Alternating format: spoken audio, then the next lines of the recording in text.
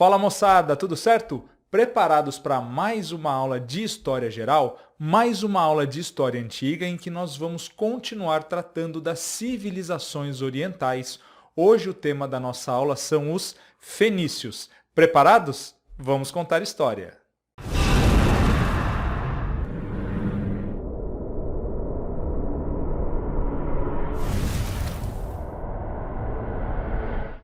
Bom, moçada, vamos começar falando um pouquinho aqui, olha só, sobre a localização e a geografia que serão fundamentais para nós entendermos a organização dessa civilização que também existiu, foi uma das primeiras que surge lá no Oriente, especialmente ali na região onde hoje nós temos o Líbano. Lá nós encontramos as principais cidades da Fenícia. Olha só.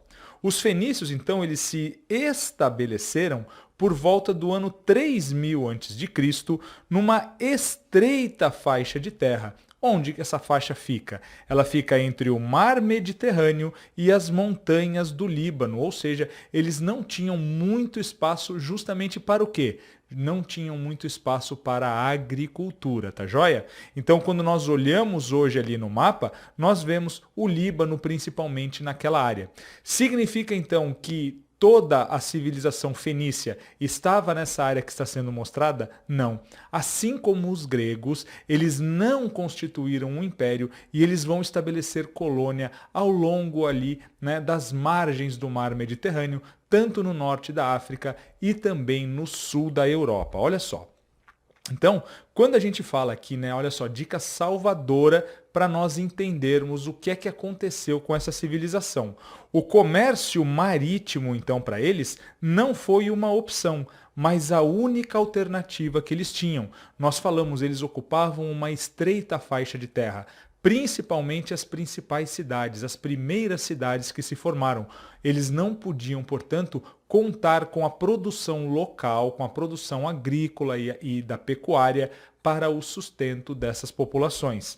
Além disso, eles tinham, olha só, uma geografia montanhosa que dificultava a agricultura em larga escala. Eles precisavam o quê? Eles precisavam produzir alguma coisa em troca desse alimento, dos cereais, das carnes que eles tanto precisavam. Eles precisavam então utilizar aquilo que eles tinham de favorável, que era justamente essa proximidade com o mar Mediterrâneo e o acesso às outras civilizações do período, tá bom? Bom, olha só então, essa proximidade com o mar e a grande quantidade de portos naturais facilitaram o desenvolvimento daquela que é a principal característica dos fenícios, que é o comércio marítimo, né? O desenvolvimento comercial marítimo, então, foi o que caracterizou essa civilização. Bom, vamos entender um pouquinho então agora sobre a política e a sociedade. Eu falei para vocês que a Fenícia nunca foi um reino, como no caso de Israel, por exemplo. Também não foi um império, como no caso do Egito. Na verdade, o que nós tivemos foi um modelo descentralizado. Aquele modelo que nós encontramos, por exemplo, na Grécia Antiga, com a constituição de cidades-estado, tá bom, pessoal? Então era um modelo descentralizado que caracterizou a organização do povo fenício. Bom, e quais foram as principais cidades que surgiram principalmente ali onde nós falamos, naquela estreita faixa de terra onde hoje fica o Líbano? Pessoal, 3 cidades se destacam, tá bom? A cidade de Tiro, a cidade de Sidon e a cidade de Biblos. Elas foram as principais cidades-estado daquele período, tá bom? As principais cidades-estado constituídas pelos fenícios, mas como vocês sabem, não as únicas, porque eles também vão estabelecer colônias às margens do mar Mediterrâneo. Essas cidades, elas eram governadas por um rei, que pertencia a uma aristocracia mercantil. Então, como nós vamos ver aqui, eles vão estabelecer uma forma de organização política um pouquinho diferente de praticamente todas as outras que nós estudaremos no nosso curso, porque aqui existe uma preeminência dessa elite mercantil, dessas pessoas que estavam envolvidas com o grande comércio. Não é? Então, esse rei ele vai governar auxiliado por um conselho de mercadores. e também armadores. O que é um armador? É alguém que vai organizar um comércio, vai organizar uma expedição naval para fazer comércio. Isso demanda muito investimento naquela época, tá, pessoal? Então eles precisavam, por exemplo, esses armadores precisavam ser grandes comerciantes, pessoas ricas, capazes não só de ter um ou mais barcos, mas também de contratar os tripulantes desses barcos, além de, é claro, poder comprar aquelas mercadorias que serão negociadas com outros povos. E esse conselho, então, que apoiava o rei na administração, ele visava justamente ao incremento das atividades comerciais.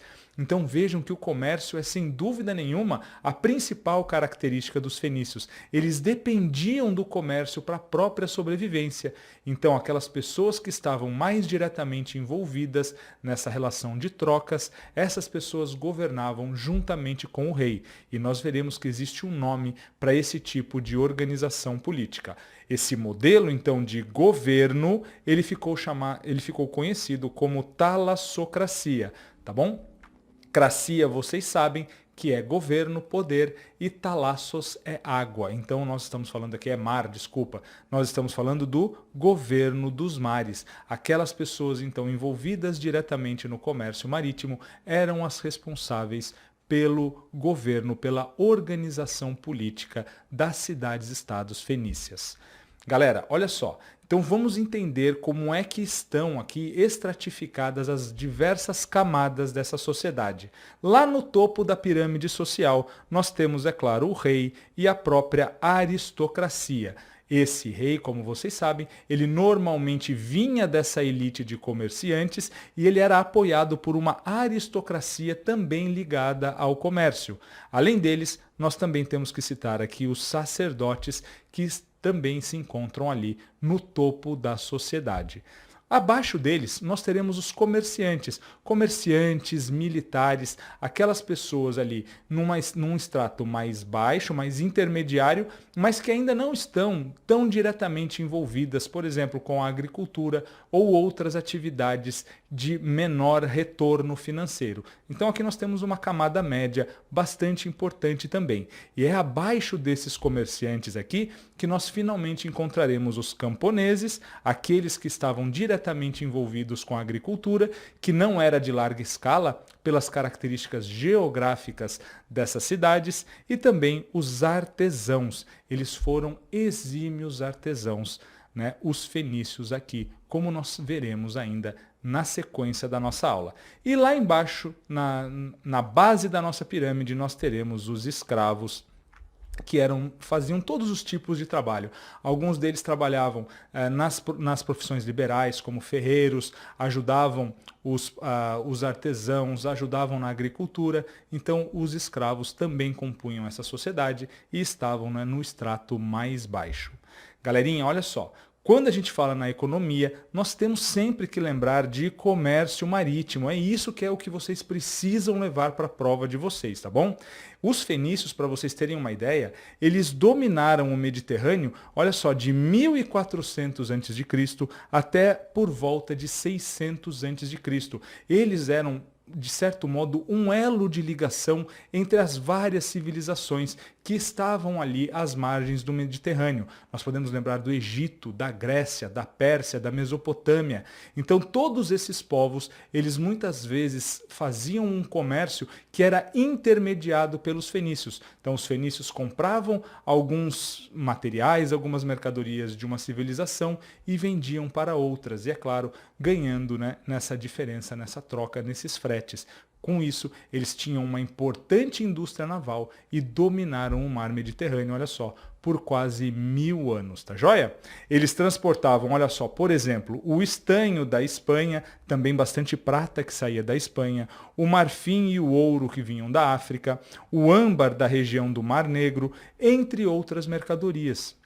Eles eram realmente um elo de ligação pela própria importância da posição geográfica que eles ocupavam. Essas cidades, elas estavam praticamente ali num local, num ponto de encontro de 3 continentes: Europa, África e Ásia. E é por isso que eles tiveram essa importância como elos de ligação entre as civilizações da época. Bom, ainda falando um pouquinho de economia, eles detinham o controle das rotas comerciais do Mediterrâneo. Então aqui nós temos uma ideia dessas rotas comerciais. Vejam, aqui, né, à direita nós temos as três principais cidades dos fenícios, né? Então essas cidades, elas vão, olha só, fazer comércio com toda a costa do mar Mediterrâneo. Vejam, principalmente ali no norte da África, mas também, olha só, com a ilha aqui da Sicília, com várias outras regiões do sul da Europa, a própria Espanha, né? Aqui o sul da Espanha, e eles chegaram inclusive a cruzar ali o Estreito de Gibraltar. Eu vou já mostrar para vocês. Acredita-se que os fenícios já tivessem contornado a África 2.500 anos antes de Vasco da Gama, tá legal? Bom, quando nós ainda pensamos na economia da Fenícia, nós temos que lembrar que eles estabeleceram várias colônias de comércio. Dentre essas colônias, uma terá grande destaque, que é uma que eles estabeleceram no norte da África, conhecida como Cartago. Pessoal, Cartago, bem depois já do final desse período que nós estudaremos agora, já entrando no Império Romano, quando as principais cidades fenícias já estavam sob o controle romano, Cartago começa a se destacar no comércio mediterrâneo, a tal ponto que entrará em guerra, entrará em conflito com o próprio Império Romano. E nós estudaremos as guerras púnicas, que foram as guerras entre Roma e Cartago, tá legal? Bom, eles então vão, olha só, desde o norte da África, né, como nós vimos no caso do estabelecimento da colônia de Cartago, até o sul da Europa, né? Nós falamos lá, por exemplo, né, do sul da Espanha, onde eles mantinham um importante comércio de estanho e prata.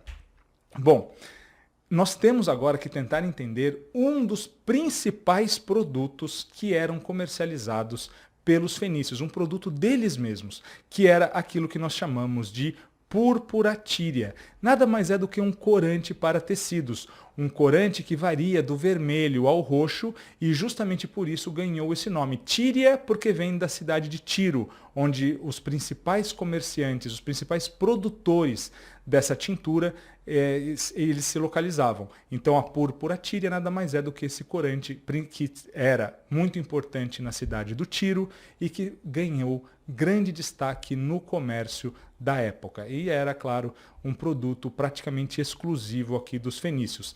Era tão importante no comércio que o próprio nome Fenícia vem da palavra grega Phoinikes, que significa roxo. Acredito que seja assim que se pronuncie. Desculpe se alguém de vocês aí fala grego, ou o professor não fala. Eu acredito que seja assim, né? Phoinikes ou Poinikes, que era, portanto, o nome que os gregos davam à cor roxa. E era com esse mesmo nome, com essa mesma palavra, roxo, que eles se dirigiam a esses povos que hoje nós chamamos de fenícios, justamente pela importância dos tecidos tingidos pela púrpura tíria. Os romanos utilizavam a palavra poenicus, que se tornou fenícios posteriormente em português. E mais, olha só, apesar deles terem escassez de terras, os fenícios eram sim excelentes agricultores e exímios artesãos.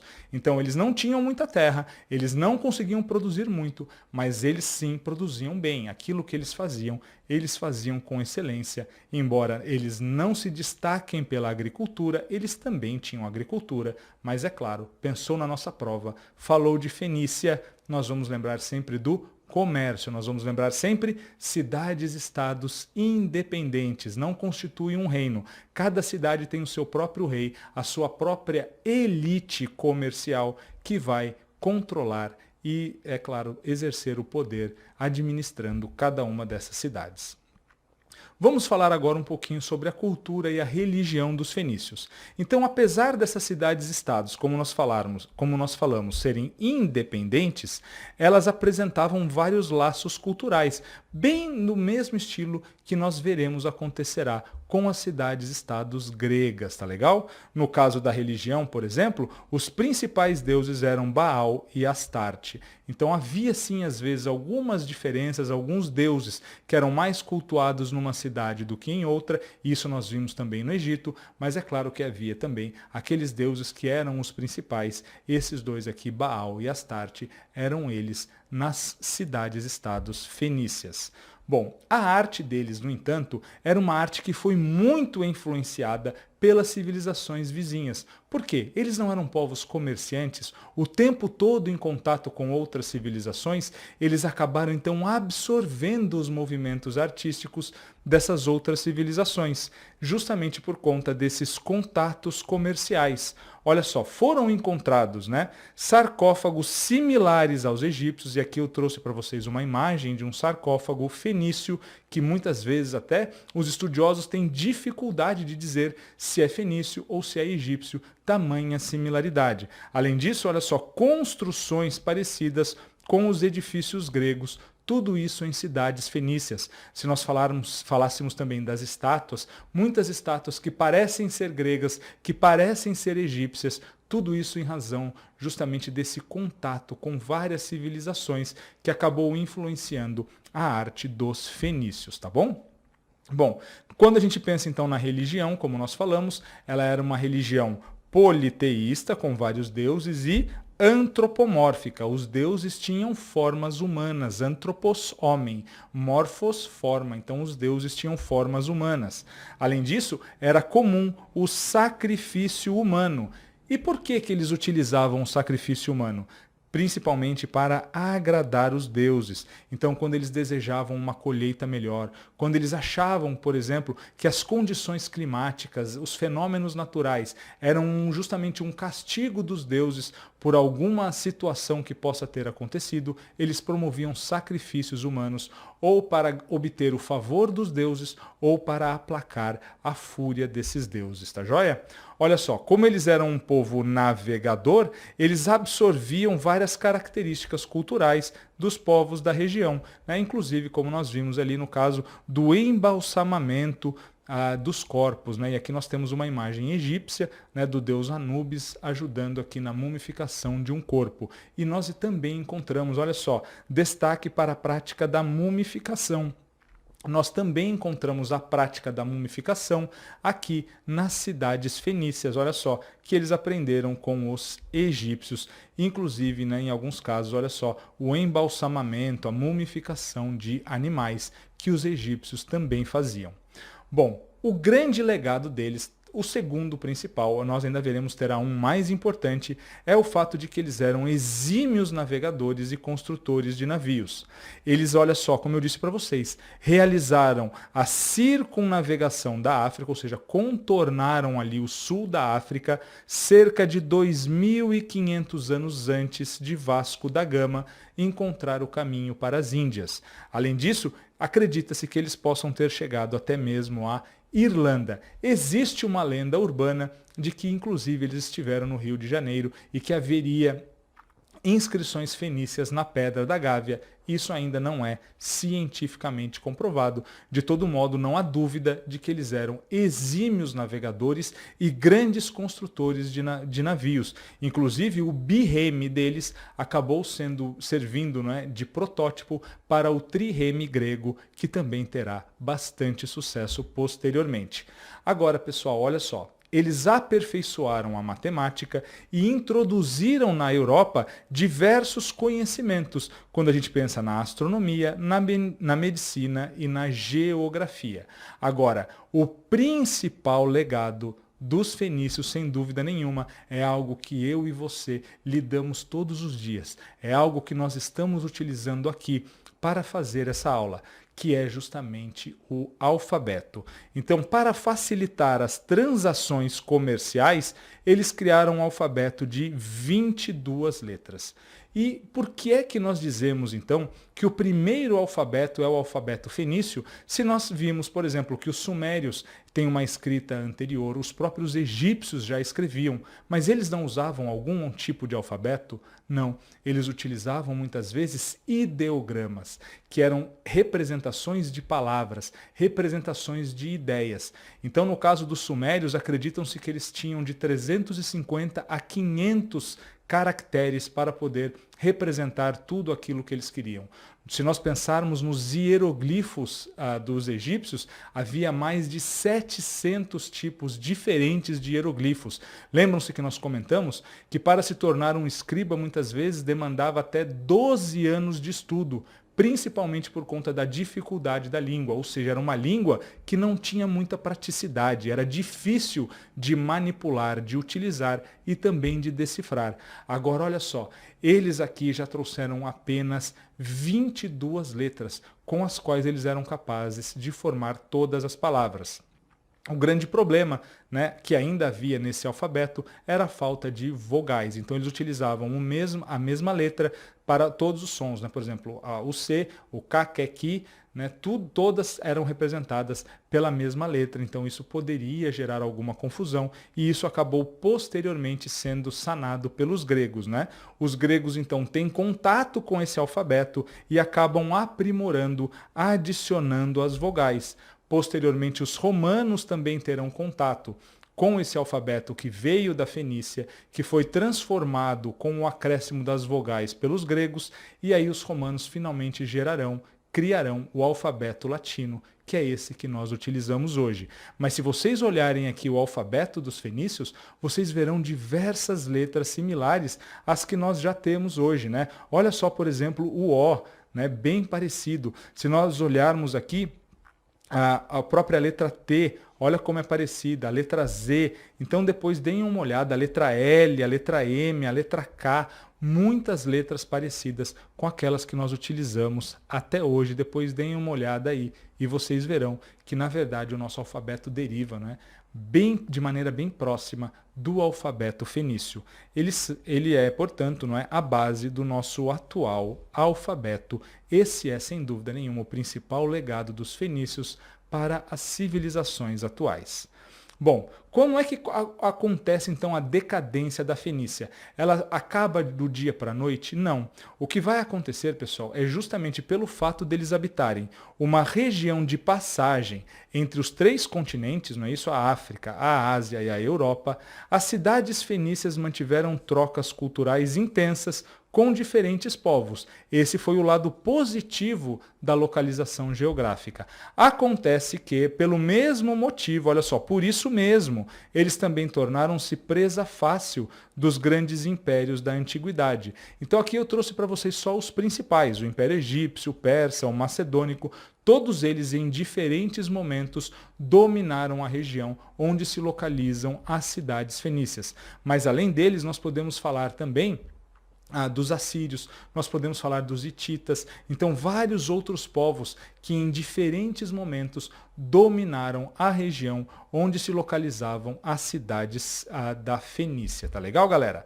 Bom, o que vai acontecer, que realmente vai colocar fim aqui à nossa história, é que por volta ali de 64 a 62 a.C., o Império Romano finalmente vai conquistar as cidades fenícias, que se tornarão parte da província romana da Síria. A Fenícia, então, passará a fazer parte do Império Romano, e é justamente por isso que nós encerramos aqui a parte cronológica da nossa aula.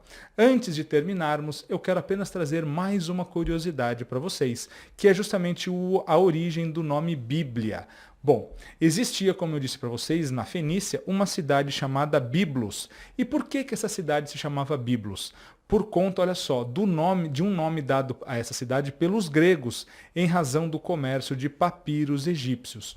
Os gregos, então, comercializando com essa cidade, né, com esses fenícios, começou a chamar a cidade deles pelo nome que eles davam, com a mesma palavra que eles utilizavam para designar um livro, que era Byblos. Então, como esses fenícios, eles iam até o Egito, eles adquiriam os papiros egípcios, que na época eram os livros, né? Aqueles rolos de papiro onde eram escritos os livros, e posteriormente eles iam comercializar esses papiros lá na Grécia. Os gregos passaram a denominar essa cidade, a cidade de origem desses mercadores fenícios, com o nome de livro, e livro em grego é biblos, tá bom? Biblos, então, significa livro em grego, e é por conta disso que hoje vocês sabem que Bíblia, né, vem do grego biblos e significa livros, tá legal, galerinha? Bom, com isso nós vamos encerrar aqui a nossa aula, espero que vocês tenham gostado, deixo a todos um forte abraço.